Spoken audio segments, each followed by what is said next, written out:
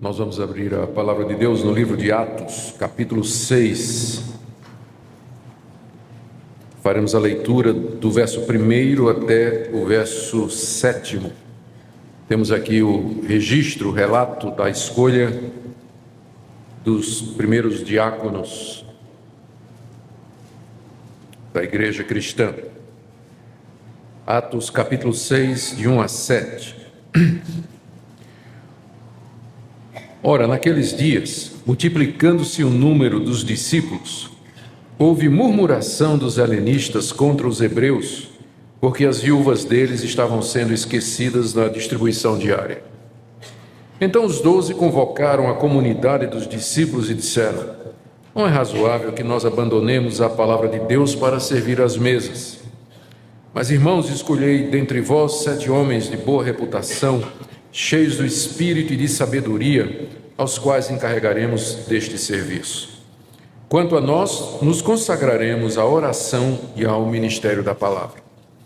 O parecer agradou a toda a comunidade, e elegeram Estevão, homem cheio de fé e do Espírito Santo, Filipe, Prócoro, Nicanor, Timão, Pármenas e Nicolau, prosélito de Antioquia.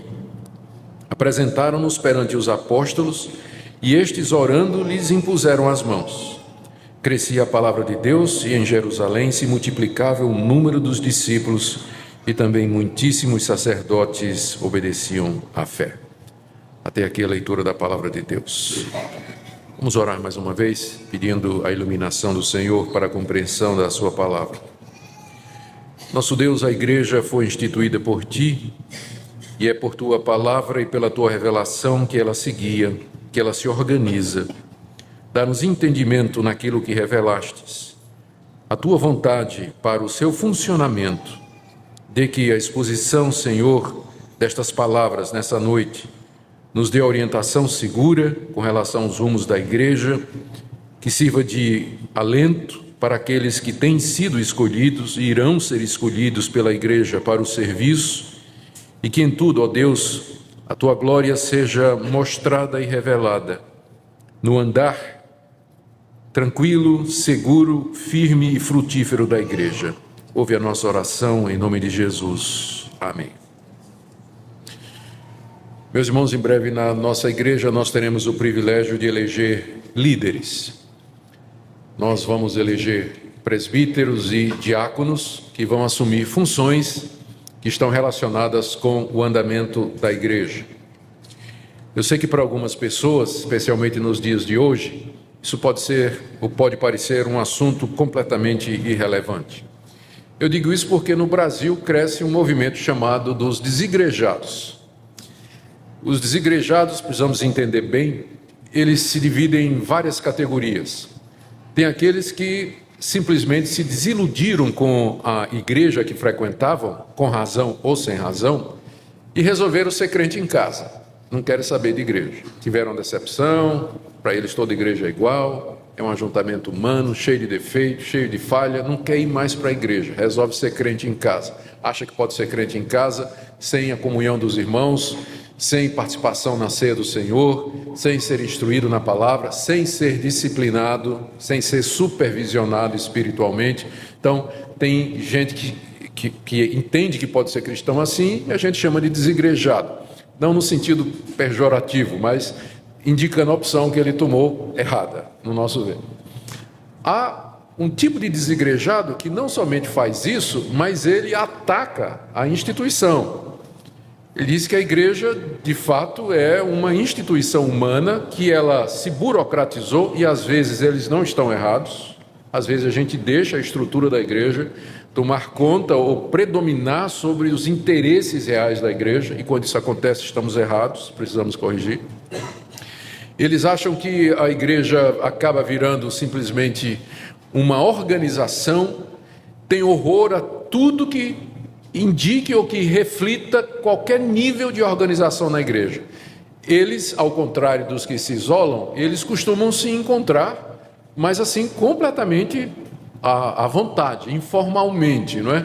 Não tem liderança, não tem disciplina, não tem um mínimo de organização, e quando houve por exemplo, que eu vou falar hoje à noite sobre a eleição de diáconos, acham que isso pertence ao lado mal da igreja, ao lado organizacional, que isso não deveria ter nada a ver, que Jesus não fundou religião, basta Jesus e a Bíblia, amar ao próximo e fazer o bem e pronto.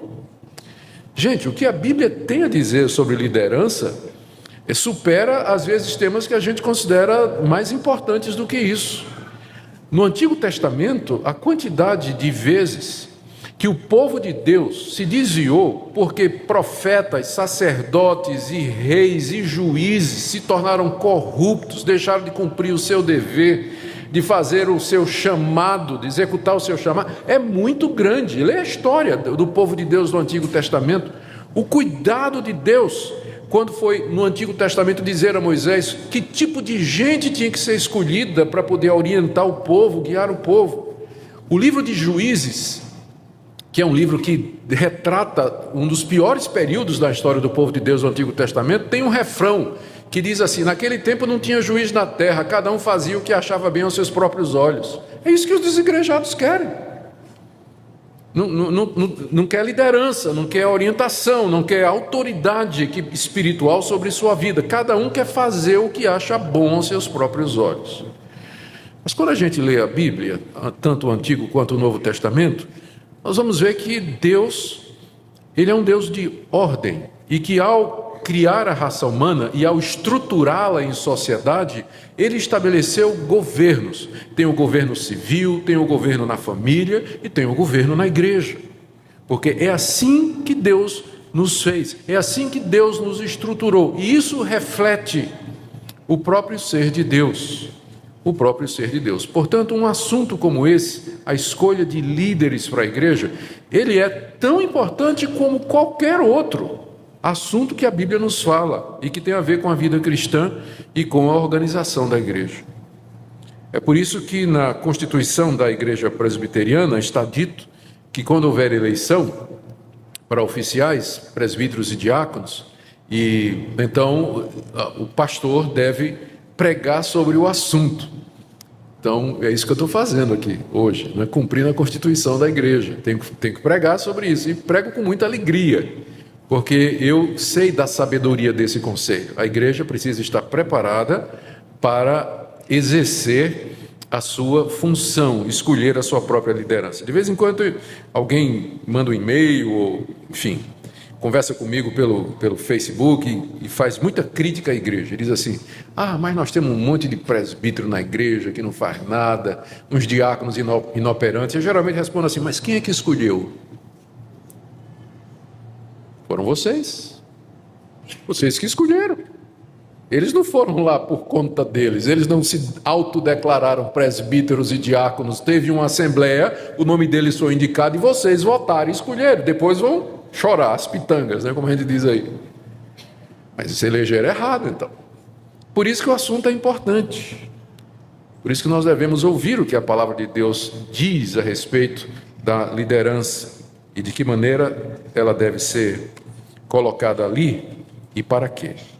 E eu creio que aqui nessa passagem nós temos princípios, embora esteja se referindo aos diáconos, mas os princípios eles valem também para qualquer que vai ocupar uma posição de serviço na igreja. Vamos então examinar o texto, queridos, e ver o que é que nós podemos aprender aqui, o que é que o nosso Deus nos diz a respeito dessa função tão importante que é a função dos diáconos. Para começar, a palavra diácono não aparece aqui. É verdade, se você procurar aqui, a palavra diácono não está aqui. Todavia, a ideia de serviço e de um grupo que se dedica ao serviço está aqui.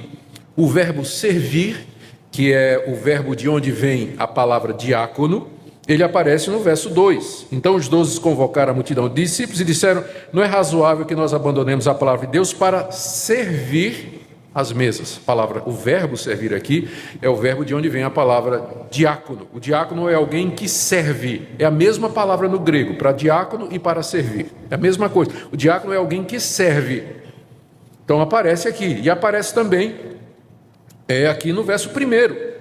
Ora, naqueles dias, multiplicando-se o número dos discípulos, houve murmuração dos helenistas contra os hebreus, porque as viúvas deles estavam sendo esquecidas no serviço diário a nossa tradução colocou distribuição, porque o serviço era a distribuição, mas no original a palavra é no serviço diário.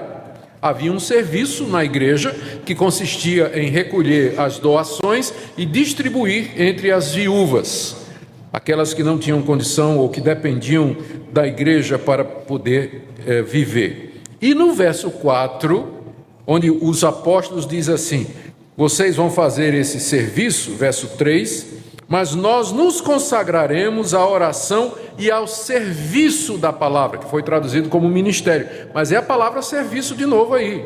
Os apóstolos estão fazendo um contraste: vocês vão fazer esse serviço e nós vamos fazer o serviço da palavra, nós vamos pregar e vocês vão cuidar desse assunto aí. Então, embora a palavra diácono não apareça aqui, o contexto todo nos sugere de que aqui foi a escolha e a nomeação dos primeiros diáconos na igreja cristã. É aqui que surgem os diáconos. É aqui que eles aparecem dentro da igreja e na história. A razão pela qual os diáconos surgiram está aí no verso 1. Diz que houve uma murmuração. E se a gente acha que... Tem gente que olha para a igreja antiga, lá do livro de Atos dos Apóstolos, e diz assim: aquela que era a igreja ideal. 12 apóstolos, cheio de sinal e prodígio, lá em Jerusalém, era céu na terra. Dá uma olhada direito no livro de Atos. O pessoal lá murmurava também. Vocês pensam que é só vocês que murmuram? Eles também murmuravam.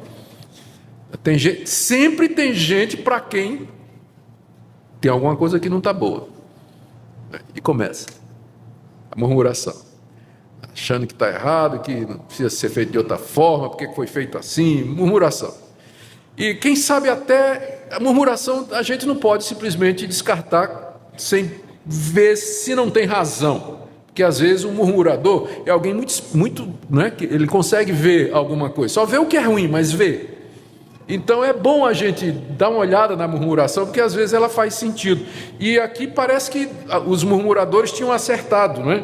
Havia um esquecimento na distribuição diária que prejudicava as viúvas dos hebreus, aliás, viúva dos helenistas. Deixa eu explicar. Nós estamos aqui há poucos meses do dia de Pentecostes. No dia de Pentecostes havia 120 irmãos, os 12 e mais uma congregação de 120. Depois do sermão de Pedro, aquele número cresceu para mais de 3.000.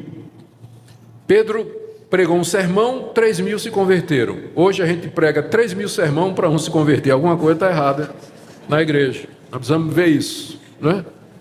Mas o primeiro sermão de Pedro trouxe 3.000 novos membros para a igreja.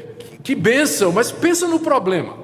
Pensa no problema. Era em Jerusalém, a maioria desse pessoal era peregrino, que tinha vindo para a festa de Pentecostes, uma das 3 grandes festas dos judeus. Eles moravam em outras partes do Império Romano, a relação deles está aí no início do capítulo 2, são mais de 10 nações representadas ali, mais do que isso. E eles descobrem que Jesus é o Messias. E quem quer voltar para casa? Encontramos o Messias esperado. E o povo dele está em Jerusalém. E esse pessoal resolveu ficar. E quem é que vai pagar a conta?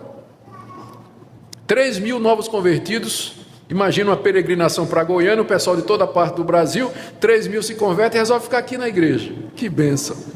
Sim, mas esse pessoal tem que comer, né? O pessoal tem que comer, tem que beber, tem que dormir, tem que... Como é que faz?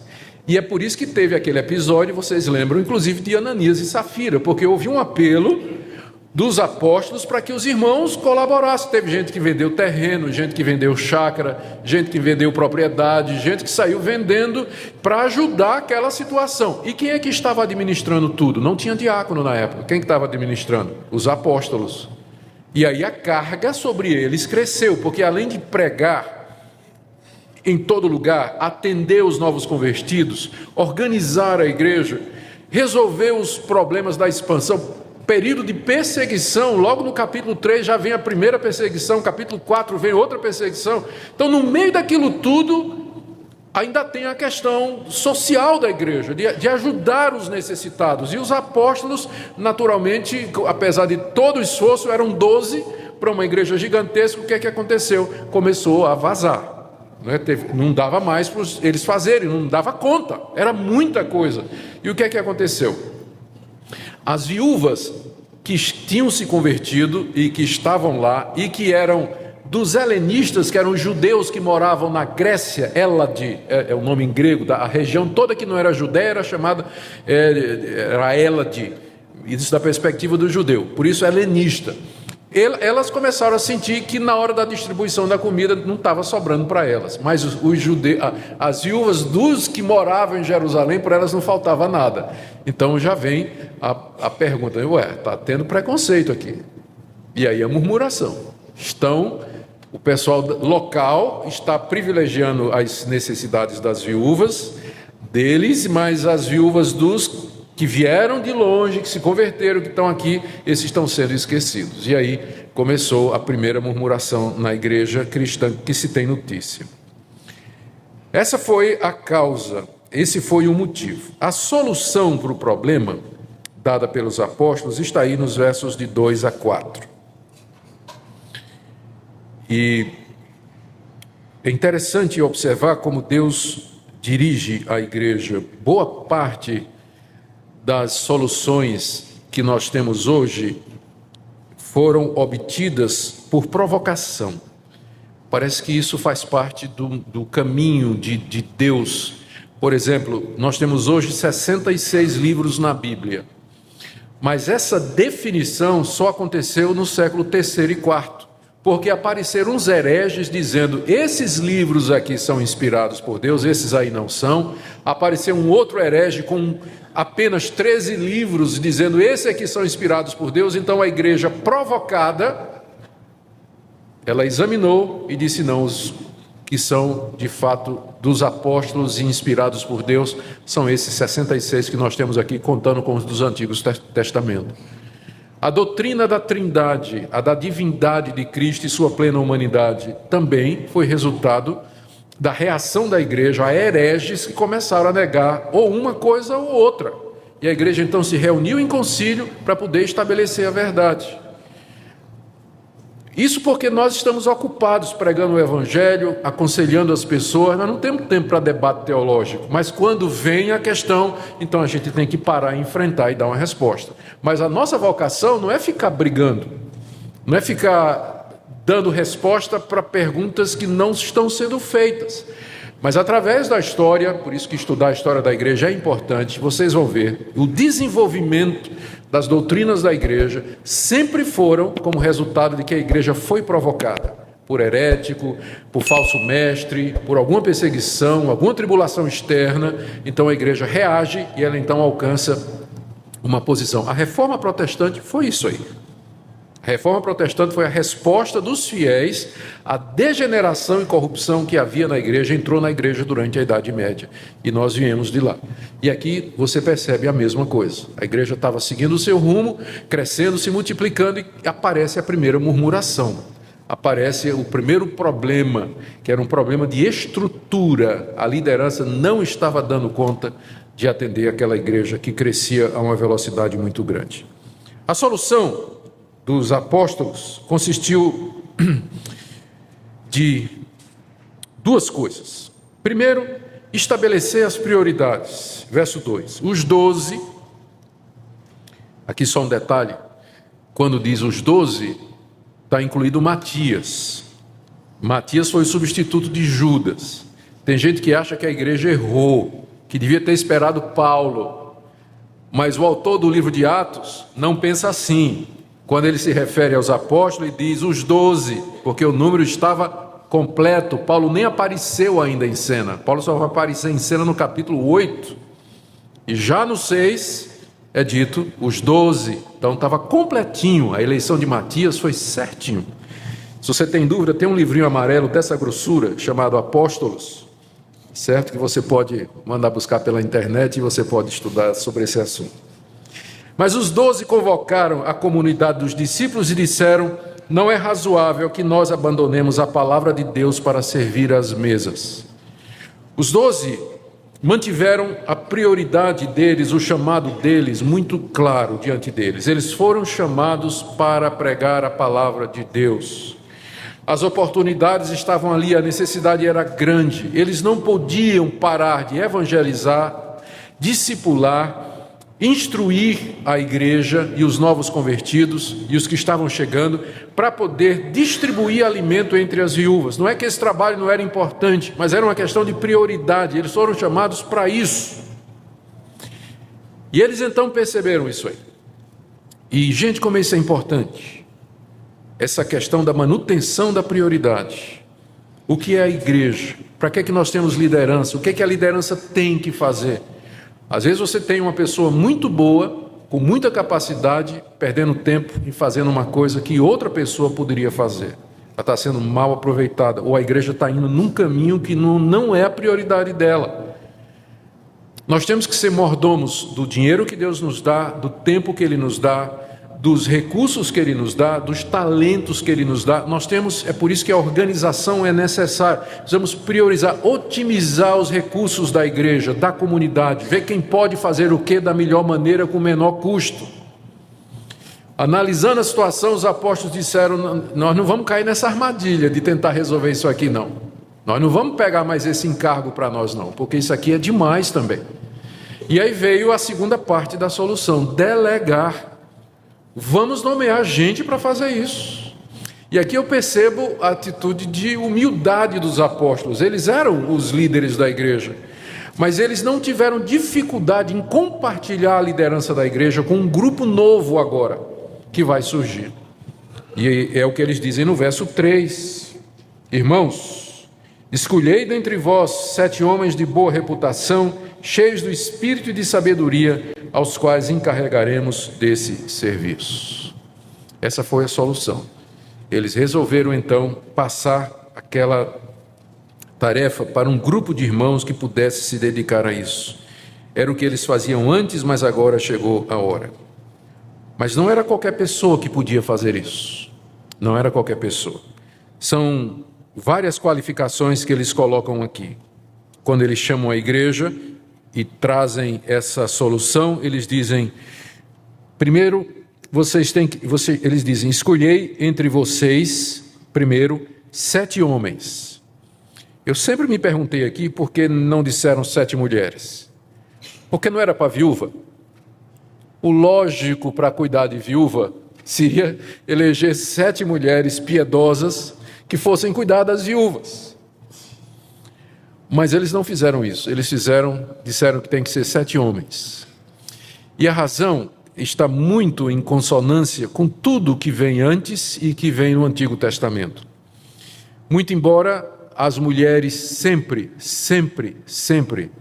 foram, serão e são uma bênção para a igreja, há apenas uma área de atuação que não é para a mulher, em toda a Bíblia, que é a área do exercício da autoridade e da liderança espiritual na igreja. Isso a Bíblia é consistente o tempo todo. Aí as pessoas dizem, mas no Antigo Testamento tinha Ulda, que era uma juíza, Débora, profetisa, Ulda, que era uma juíza, mas você não vai encontrar sacerdotisa, mulher exercendo autoridade espiritual sobre o povo de Deus. Você não tem no Antigo Testamento e você não tem no Novo. Não tem no Novo. E a razão para isso não é um menosprezo ou uma inferiorização da mulher. Se você olhar o final do livro por exemplo, da carta de Paulo aos Romanos, ele menciona pelo menos 10 mulheres que o acompanharam nos trabalhos, abriram suas casas, foram que ele chama uma lá, de Febe, de a sua mãe e protetora do apóstolo Paulo. Pense numa mulher poderosa, né? A protetora do apóstolo Paulo, Febe.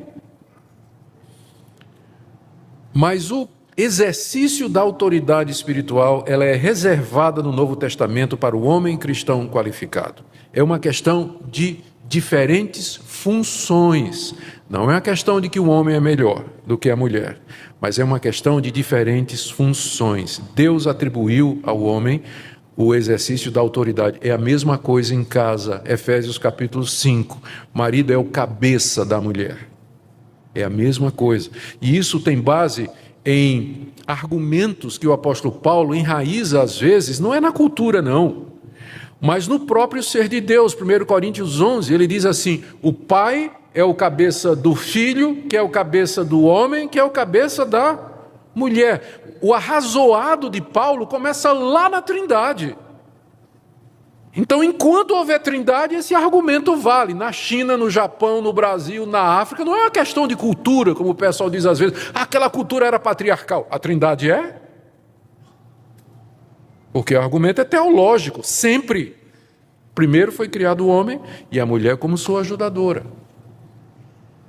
Eu estou dizendo isso para vocês na folha de indicação não colocar uma irmãzinha. Tá?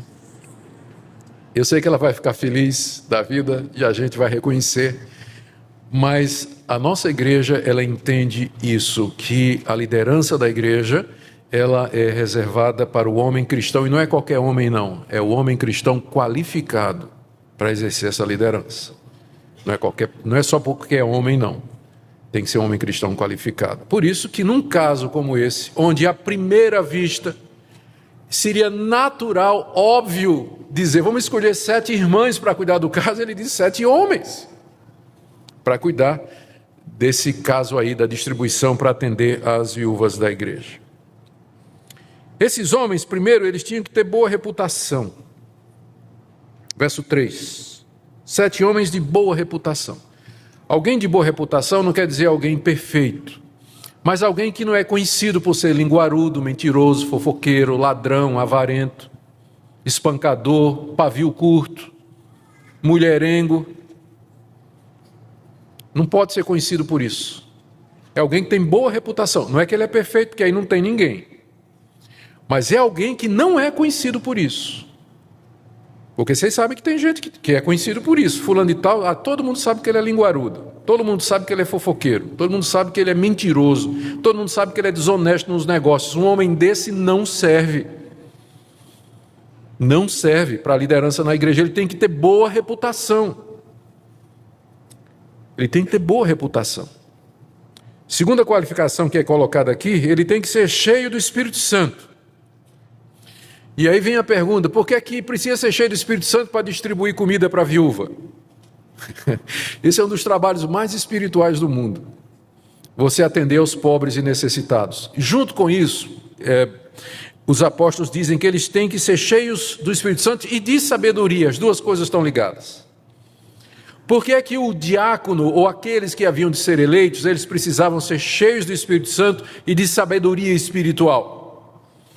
Porque atender pessoas carentes não é tão simples como os irmãos pensam, ou alguns irmãos pensam. Porque às vezes o que a pessoa está precisando não é que você dê o peixe, mas que você ensine ela a pescar. E saber a diferença não é todo mundo que sente não. Tem gente que está precisando, não é que você tire ela do sufoco financeiro não, é que você ajude ela a ver a bobagem que ela fez e dá condições para que ela pague a sua condição. Então o diácono, ele precisa ter sabedoria para saber a quem ele vai dar o pão e a quem ele vai dar a chinelada. Para poder, não é? Porque se você inverter, vai ser uma desgraça. Tem gente que está precisando de socorro mesmo e de ajuda. Precisa ter sabedoria para entrar na casa dos irmãos e assim como quem não quer nada, na geladeira, abrir para ver se está faltando alguma coisa, tal, discretamente. Precisa de sabedoria. Gente, é uma área que você vai lidar com pessoas. Você vai estar na casa das pessoas, você vai conhecer a necessidade das pessoas, você vai se envolver com elas. E a quantidade de pedido, demanda que chega. Imagina uma igreja desse tamanho, a quantidade de demanda que chegava lá naquela igreja gigantesca. E gente dizendo que precisava disso, que precisava daquilo, os recursos da igreja eram limitados, não podia atender todo mundo. Precisa de sabedoria para dizer, essa é uma necessidade real, essa não é uma necessidade real. O irmão já tentou tal lugar? Já tentou procurar um emprego? Já pensou nisso? Não é? Então a solução dos apóstolos foi ficar firme na prioridade e dividir o trabalho com homens cristãos qualificados para poder atender aquele importante serviço. E como é que eles fizeram para achar essas pessoas? E aqui é que está a base do nosso chamado sistema presbiteriano, né? Logo depois, os apóstolos serão substituídos pelos presbíteros. É só você continuar a ler o livro de Atos, quando você chega lá no final do livro de Atos, Atos 23, por aí, quando Paulo está chegando em Jerusalém para uma visita na qual ele foi preso, já não encontra mais os 12 lá. Talvez já tinham saído para pregar o evangelho em outras partes do mundo, mas a igreja já era liderada por um presbítero chamado Tiago. E diz lá que ele se reuniu com os presbíteros. Lentamente, os apóstolos foram sendo substituídos pelos presbíteros, que são os sucessores naturais dos apóstolos. É por isso que nós não temos apóstolos hoje. Eles não foram substituídos à medida que morriam por outros apóstolos, mas por presbíteros, que edificavam sobre o trabalho dos apóstolos. Os apóstolos, então, mais tarde os presbíteros, eles orientaram a comunidade. Eles disseram o que é que devia ser feito, mas a escolha eles deixaram para a igreja. Eles deram os parâmetros, precisamos de homens que tenham essas qualificações para fazer esse serviço, mas quem vai escolher são vocês. A comunidade é que vai escolher. Então, esse sistema de que a escolha de líderes é feita pela comunidade sob a orientação da sua liderança apostólica, que hoje são os presbíteros, é um modelo que a igreja presbiteriana e as igrejas reformadas no mundo todo adotam. E depois aquelas pessoas eleitas, elas serão representantes do povo naquilo que a gente chama de democracia representativa, que é o sistema presbiteriano ou o sistema reformado de governo. A orientação foi dos apóstolos, mas a escolha, então, foi feita pelos presbíteros. Está aí no verso 5. O parecer agradou a toda a comunidade e elegeram Estevão, homem cheio de fé e do Espírito Santo, Felipe, Prócoro, Nicanor, Timão, Pármenas e Nicolau, prosélito de Antioquia. Note, há um detalhe aqui, alguns detalhes aqui que precisam ser observados. O primeiro é que o primeiro da lista é um homem chamado Estevão, de quem é dito que ele era cheio de fé e do Espírito Santo. Não é que os outros não eram, mas é que a partir do capítulo 7, aliás, já agora, não, agora mesmo no capítulo 6, já em seguida, Estevão vai ser o protagonista da primeira perseguição do primeiro martírio acontecido na igreja. Ele vai ser o primeiro mártir cristão, apedrejado por pregar a palavra de Deus, e era um diácono.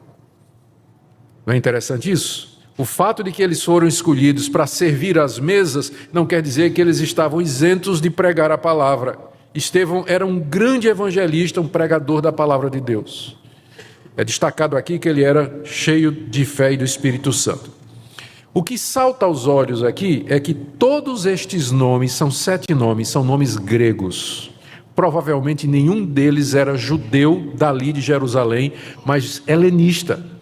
E a queixa foi exatamente da parte dos helenistas. É como se a igreja dissesse assim, para provar que nós não estamos fazendo, é como se os apóstolos dissessem, a igreja, aliás, dissesse, para mostrar que nós não estamos sendo preconceituosos, nós vamos eleger 7 helenistas. Não são os helenistas que estão se queixando, que estão sendo deixados de lado? Vamos escolher 7 helenistas para cuidar da distribuição. E aí cala a boca de todo mundo. Ninguém mais pode reclamar. Se tivesse reclamação agora, eles diziam, vocês elegeram 7 helenistas, não é? Como é que vocês agora estão reclamando que os helenistas estão sendo esquecidos? São 7 os encarregados disso aí. Sabe a decisão da igreja, resolveu o problema. Tanto é que o verso 7 dá o resultado, ou o efeito. Eu vou chegar lá. Antes disso, eu quero dizer o término da eleição. Verso 6, apresentaram-nos perante os apóstolos e estes, orando, lhes impuseram as mãos. É aqui a base que nós temos para a ordenação. Houve um momento de escolha da parte da igreja. Uma vez eleitos pela comunidade, eles são trazidos diante dos apóstolos que impõem as mãos. A imposição de mãos significa a instalação naquela função e a transferência de autoridade para que aquela pessoa possa exercer aquela função. Então não é só ser eleito, ele tem que ser ordenado para o cargo, ele tem que ser instalado no cargo pelos apóstolos ou agora os seus sucessores, os presbíteros. Mais uma vez eu volto a dizer, isso pode parecer uma coisa burocrática, pode parecer uma coisa que tem a ver com igreja como organização, mas isso é profundamente espiritual. Tudo isso aqui tem um significado. São pessoas escolhidas pela igreja para serem líderes, para servir a igreja, que tem que fazer isso de acordo com os princípios e com a palavra de Deus, e tem que ter o reconhecimento oficial da igreja, que é feito dessa forma, pela imposição de mãos. Tudo isso está aqui na Bíblia. Isso não é invenção de presbiteriano, isso não é invenção da Igreja Presbiteriana do Brasil, não, isso tudo está aqui na palavra de Deus, e se está aqui é porque é importante. Se está aqui é porque é importante. Olha o resultado dessa decisão dos apóstolos e da eleição, verso 7. Crescia a palavra de Deus, e em Jerusalém se multiplicava o número dos discípulos, e também muitíssimos sacerdotes obedeciam à fé. Embora a passagem não ligue o verso 7 como sendo o efeito de tudo o que vinha antes, mas é no mínimo curioso que Lucas, quando escreveu o relato, ele coloca esse registro do crescimento da igreja logo depois da solução dada pelos apóstolos e da eleição dos diáconos. A igreja continuou a crescer. Ou seja, os apóstolos interviram a tempo, viram o problema, reconheceram a necessidade, elegeram os diáconos, e a igreja continuou a crescer. A crise foi debelada e agora a igreja podia voltar ao seu funcionamento normal. Gente, eu quero concluir essa palavra aqui com algumas aplicações para nós. Primeira, mais uma vez, a necessidade de nós obedecermos o que a palavra de Deus nos diz. Eu sou contra, acho que é pernicioso nós deixarmos há elementos da igreja como organismo, como organização, que são pertinentes à sociedade humana. Nós temos CPF, nós temos prédio, nós usamos de construção, nós pagamos impostos, alguns, não é, porque a igreja é isenta de vários. Então tem muita coisa na igreja em que ela funciona como um clube, por exemplo, ou uma ONG, ou alguma outra instituição. Não tem como evitar isso. Não tem como evitar isso. O que a gente tem que fazer é não deixar essas coisas sobrepujar ou sepultar a visão de que a igreja ela é um organismo espiritual, é o corpo de Cristo aqui nesse mundo, com a missão de glorificar a Deus, evangelizar o mundo, edificar o povo de Deus e nos preparar aqui para a vida eterna. Nós não podemos deixar esse lado da igreja sobrepujar esse outro, mas também nós não podemos ignorá-lo. Nós precisamos de determinadas providências que têm a ver com a existência e o funcionamento da igreja. Segunda coisa, a liderança é extremamente importante. Por isso eu vou pedir para você, não indique ninguém só porque é seu parente. Não faça isso. Só porque é seu parente. Não. Não indique ninguém só porque é seu amigo. É muito sério o que é que nós estamos tratando aqui, gente. Nós queremos que você indique pessoas que serão submetidas à comunidade para serem eleitas, que preencham os requisitos bíblicos. Porque depois, eleger uma pessoa é a coisa mais fácil do mundo. Tirá-la do cargo é a coisa mais difícil do mundo. Tem uma regra nas empresas que diz assim, nunca contrate quem você não pode demitir. Na hora que você elege alguém por amizade, né?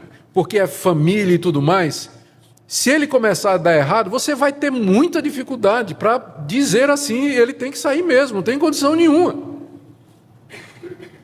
Não estou dizendo que você não pode indicar um parente, mas se indique um bom pelo menos, tá certo? Um que tenha condições. Não deixa os laços familiares predominar sobre o que a palavra de Deus nos diz. Segunda coisa, e eu vou dizer isso com muito temor, e eu não quero ser mal compreendido. Os apóstolos viram que essas duas coisas são distintas. Eles disseram, o nosso trabalho é a pregação da palavra de Deus. E o ministério desses irmãos vai ser servir as necessidades da igreja, as necessidades básicas, primárias ou físicas da igreja, por falta de um nome melhor. Então talvez a pessoa que você está pensando em indicar não seria um bom diácono, mas quem sabe um bom presbítero. Porque são duas coisas diferentes. São duas coisas diferentes. Nós precisamos evitar a ideia da escadinha hierárquica na igreja. Porque muita gente tem essa ideia, diz que começa como professor de escola dominical, depois ele é eleito diácono, depois ele é eleito presbítero, e a glória é se ele virar pastor. Como se o presbítero fosse um diácono glorificado, ou o diácono fosse uma coisa inferior a presbítero. Não é inferior. São funções diferentes. São funções diferentes. Então pensa nisso na hora de você indicar alguém. Não é? Em vez de indicar a junta diaconal todinha para concorrer ao presbiterato, não é? Você pensa que tem irmãos ou os presbíteros para serem diáconos. Você tem que discernir isso aí. Pensando nos diáconos, nós precisamos de gente que gosta de servir, gente que gosta de gente que tem tempo, gente que tem paciência para lidar com outras pessoas, para cuidar das coisas da igreja. Tem que ser gente assim, senão não adianta. Só vai dar complicação. Por último, a palavra aos diáconos. Aliás, eu quero fazer uma pergunta aos homens aqui. Já recebemos muitas indicações, eu nem vi, mas acho que tem muita indicação já, graças a Deus. Então, você que é membro da igreja, maior de 18 anos e talvez foi indicado. Eu queria perguntar aqui, quem é que vai ficar chateado se não for eleito? Levanta a mão. Está vendo, gente? Ninguém vai ficar chateado se não for eleito. Ninguém, tá? Não vai. Então, vote com consciência. Não vote porque é seu parente, seu amigo, nada. Vote com consciência, porque ele acabou de dizer aqui que ele não vai ficar chateado, não, se não for eleito. Última palavra que eu disse que ia dar aos diáconos. Meus irmãos, eu creio que momentos como esse de eleição de diácono e de presbítero, também vou falar isso para os presbíteros, é um momento de reflexão e de análise para nós. Para ver se de fato nós fomos colocados aqui pela vontade de Deus, se temos vocação para isso. Às vezes o presbiterato e o diaconato e o pastorado, eles viram um fardo insuportável para quem não tem vocação. Não aguenta não. Se não tiver chamado de Deus, a vocação de Deus, ele não vai aguentar. E como fica vergonhoso pedir para sair, ele vai se escorando, né? Vai se aguentando para cumprir o mandato, quando na verdade no coração ele já deixou de ser há bastante tempo. Não há desonra em alguém chegar à conclusão de que houve boa intenção, houve um desejo inicial, mas ele foi eleito equivocadamente, e que a função dele é outra.